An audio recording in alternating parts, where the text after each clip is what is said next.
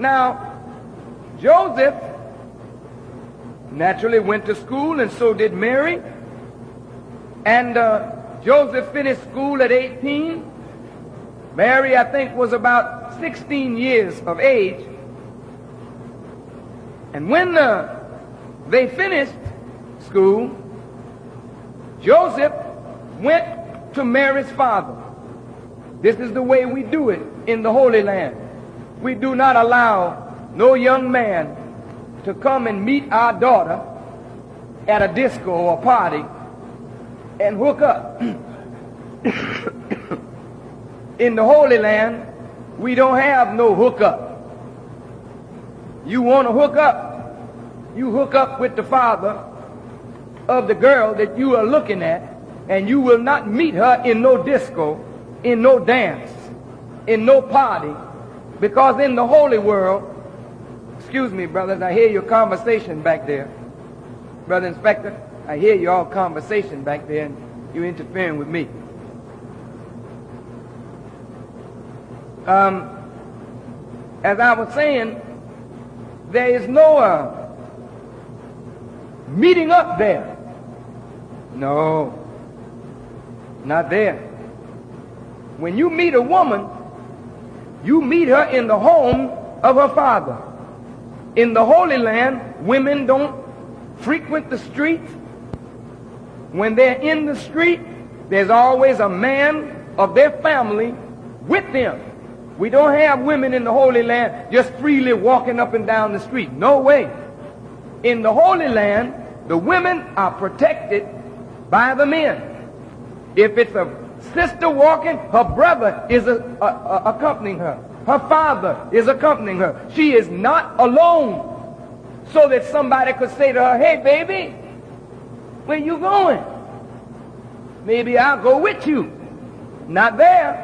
Not in the Holy Land. And you may say that sounds very strange, but brother and sister, if we are going to have a world of righteousness, you will never have a righteous world with free intermingling of the sexes. Too free intermingling of men and women will always lead to fornication and adultery. You cannot help that. That's nature, and wise men and women guard against nature. So these two, Mary and Joseph,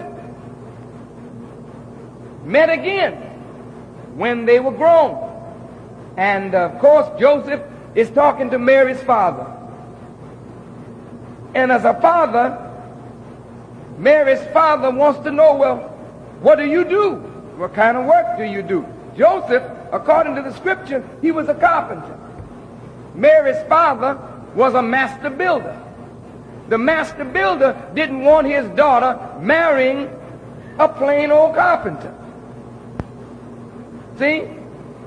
So when Joseph came after Mary, the father interceded and said, "No, you cannot marry my daughter."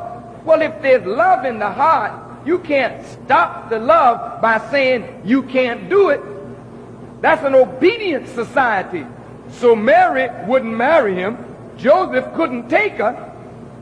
So he had to be content with his love and go away. Joseph got married. And from his marriage, he produced 6 children.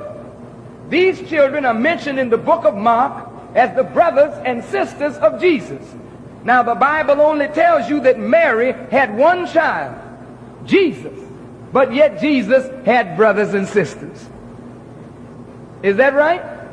Well, if Mary only had one child, who were Jesus's brothers and sisters? Why did the disciples say to Jesus, "Your mother and your brothers are without, and they want to speak with you"? And Jesus said, "My mother and my brothers are in the temple with me." What brothers were they talking about? Come on now. We just have to understand there's something to the scripture that needs to be explained. The Honorable Elijah Muhammad said that even though Joseph married and his wife produced him 6 children, he still had love in his heart for Mary. Mary told her father that she would never marry any man. If she couldn't have Joseph, she didn't want anyone else. So Mary remained chaste. But the father grieved that his daughter, growing older, was not marrying, wasn't interested in anyone. He would bring certain fine young men of the community by the house, men that he thought were good for his daughter, but his daughter turned them down because her heart was filled with Joseph. One day, Mary's father had to go away and construct a religious house, a house of prayer. The journey would take him 3 days. Knowing that in Palestine at that time there were Jews who were very disrespectful of our women, the father knew that Mary would be unprotected.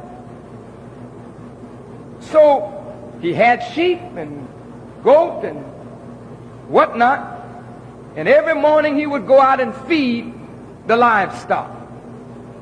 So in going away, he wondered how was he going to protect his daughter. So he dressed his daughter in goat's beard, put her on a goat's beard and some of his clothes, that the devils would see her out there and think it was him and would not molest his daughter. In other words, he fixed up a disguise for his daughter.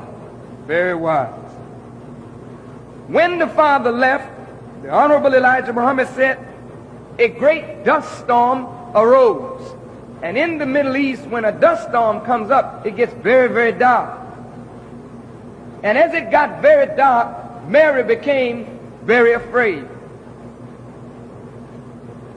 Among the righteous, brothers and sisters, this is something you will grow to understand. Righteous people, the more righteous and clean you are, the more your ability to use your mind to hear and transmit. I will say that again. The more righteous and clean we are, the greater is our ability to use our mind to receive as well as to transmit messages. The Honorable Elijah Muhammad says on this planet right now, 1 out of every 100 absolutely have the ability to tune in, to listen to our thinking. Well, Mary, being very afraid, the Honorable Elijah Muhammad said she sent for Joseph. And Joseph came to her and stayed with her for 3 days until her father returned. And during that 3-day period that Joseph was there with Mary, Mary became pregnant with a child. Now it is true that they were not married. Listen to me carefully. The Jews called Jesus a bastard. If you listen to the filthy language that the Jews use with respect to Mary and Jesus, they try to cover it up in the Bible, but it comes out. They said, is this, they're talking about Jesus when he was older, they say, is this the carpenter's son? This is the Jews talking. Joseph was the carpenter. God ain't no carpenter. They knew that Jesus was no son of the God on high. They know Jesus had a father just like you got a daddy. Yes.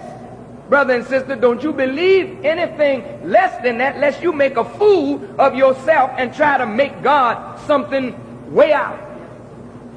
That child was born of a woman who was impregnated with the sperm from a man, and the man was Joseph. Now, look, Jesus talking to the Jews, and the Jews said to Jesus, according to the scripture, we are not born of fornication. Have you read that in the Bible? We are not born of fornication. This is the Jews talking to Jesus. They're throwing up in his face the circumstances of his birth, which they knew.